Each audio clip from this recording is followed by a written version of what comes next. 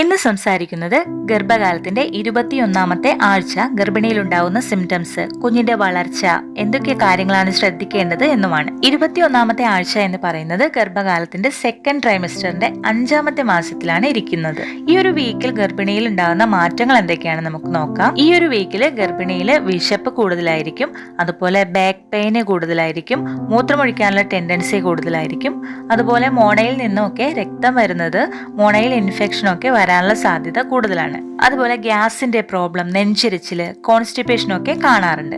അതുപോലെ ഈ ഒരു വീക്കിൽ കുഞ്ഞിന്റെ മൂവ്മെന്റ്സ് അറിയാൻ സാധിക്കുന്നതാണ്. കാലിലെ നീര് കാണാറുണ്ട്. ഒരുപാട് നേരം കാലൊക്കെ തൂക്കിയിട്ടിരിക്കുന്നവരായ, ഒരുപാട് നേരം നിൽക്കുന്നവരിലൊക്കെ കൂടുതലായിരിക്കും നീരൊക്കെ. അതുപോലെ ചിലർക്ക് വെരിക്കോസ് വെയിൻ കാണാറുണ്ട്. ഇത് യൂട്രസ് വലുതാവുന്നത് കൊണ്ട് തന്നെ യൂട്രസിന്റെ പ്രഷർ കാലിലേക്ക് വരുന്നത് കൊണ്ടാണ്. അതുപോലെ ബ്ലഡ് സർക്കുലേഷനും പ്രഗ്നൻസി ഹോർമോൺസും കാരണം മുടിയും നെയിൽസും ഒക്കെ നല്ലപോലെ തന്നെ വളരുന്നതാണ്. അതുപോലെ ചിലർക്ക് ഈ ഒരു വീക്സിൽ അലർജിയൊക്കെ കാണാറുണ്ട്. ഹോർമോണൽ ചേഞ്ചസിന്റെ ഭാഗമായിട്ടാണ് കാണുന്നത്. ജലദോഷം, മൂക്കടപ്പൊക്കെ ചിലരിൽ കാണാറുണ്ട്. അതുപോലെ വയറ് വലുതാകുന്നതിനനുസരിച്ച് പുക്കിള് ചെറിയ രീതിയിൽ പുറത്തേക്ക് തള്ളി വരുന്നതായിട്ട് കാണാൻ കഴിയുന്നതാണ്. സ്കിന്നൊക്കെ സ്ട്രെച്ച് ആവുന്നത് കൊണ്ട് തന്നെ സ്ട്രെച്ച് മാർക്സ് വരാനുള്ള സാധ്യത കൂടുതലാണ്. ചില ദിവസങ്ങളിൽ തലചുറ്റല്, ക്ഷീണമൊക്കെ കൂടുതലായിരിക്കും. എന്നാൽ മറ്റു ചില ദിവസങ്ങളിൽ നല്ല ആക്റ്റീവ് ആയിരിക്കും.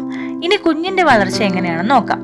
കുഞ്ഞ് ഏകദേശം നമ്മളെപ്പോലെ തന്നെയാണ് കാണാനിരിക്കുന്നത്. ഈ ഒരു സമയത്ത് കുഞ്ഞിന്റെ സ്കിന്നിന്റെ അടിയിലുള്ള ഫാറ്റ് ഡെപ്പോസിറ്റ് കുറവായതുകൊണ്ട് തന്നെ കുഞ്ഞ് ഈ ഒരു വീക്സിലൊക്കെ മെലിഞ്ഞിട്ടായിരിക്കും ഇരിക്കുക.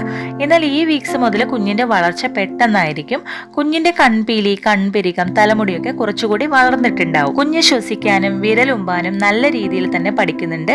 കുഞ്ഞ് അമ്നിയോട്ടിക് ഫ്ലൂയിഡ് വിഴുങ്ങുന്നതും അതുപോലെ മൂത്രമൊഴിക്കുന്നതും ഒക്കെ ഒരു റിപ്പീറ്റഡ് ആയിട്ടുള്ള ഒരു പ്രോസസ്സായിട്ട് നടന്നുകൊണ്ടിരിക്കുന്നുണ്ട്. കുഞ്ഞിന് ഈ വീക്സ് മുതൽ നമ്മൾ കഴിക്കുന്ന ഭക്ഷണത്തിന്റെ ടേസ്റ്റ് കുറച്ച് കൂടുതലായിട്ട് കിട്ടിത്തുടങ്ങുന്നതാണ്.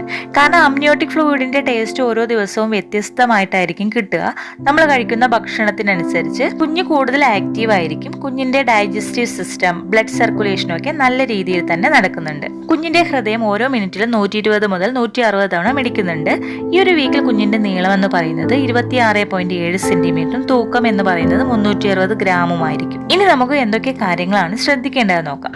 കറക്റ്റ് ആയിട്ട് പ്രീനാറ്റൽ വൈറ്റമിൻസ് ഒക്കെ കഴിക്കാൻ വേണ്ടി ശ്രദ്ധിക്കുക. കാൽഷ്യം, അയൺ, മറ്റെന്തെങ്കിലും തരത്തിലുള്ള വൈറ്റമിൻസ് ഒക്കെ നൽകിയിട്ടുണ്ടെങ്കിൽ നിർബന്ധമായിട്ട് നിങ്ങൾ അത് സ്കിപ്പ് ചെയ്യരുത്. നല്ല ഹെൽത്തി ആയിട്ടുള്ള ഫുഡ് കഴിക്കുക. Fibre, protein, zinc, folic acid, calcium അടങ്ങിയിട്ടുള്ള ഭക്ഷണങ്ങൾ കഴിക്കുക. വളർച്ചയൊക്കെ കൂടുതൽ പേർക്കും കാണുന്ന ഒരു പ്രശ്നമാണ്. അതുകൊണ്ട് നല്ല അയൺ അടങ്ങിയിട്ടുള്ള ഭക്ഷണങ്ങളൊക്കെ ഉൾപ്പെടുത്തുക. ഒരുപാട് നേരം നിൽക്കുന്നതും ഇരിക്കുന്നതും ട്രാവലിംഗും ഒക്കെ ചെയ്യുന്നതും ഒക്കെ അവോയ്ഡ് ചെയ്യുക. നീര് വരാനുള്ള സാധ്യത കൂടുതലായതുകൊണ്ട് തന്നെ കാലം ഒരുപാട് നേരം തൂക്കിയിട്ടിരിക്കുന്നതും ഒരുപാട് നേരം നിൽക്കുന്നതും ഒക്കെ ഒഴിവാക്കുക.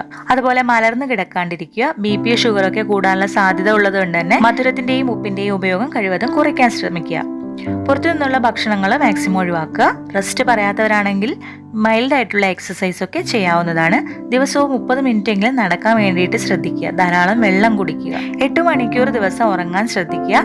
ടെൻഷൻ ഉണ്ടാക്കുന്ന കാര്യങ്ങളെ കുറിച്ച് ആലോചിച്ചിരിക്കാണ്ട് നല്ല ഹാപ്പി ആയിട്ട് ഇരിക്കുക. ഈ വീഡിയോ ഇഷ്ടമായ ലൈക്ക് ചെയ്യാനും ഷെയർ ചെയ്യാനും മറക്കരുത്. അടുത്തൊരു വീഡിയോയിൽ കാണുന്നത് വരെ ബൈ.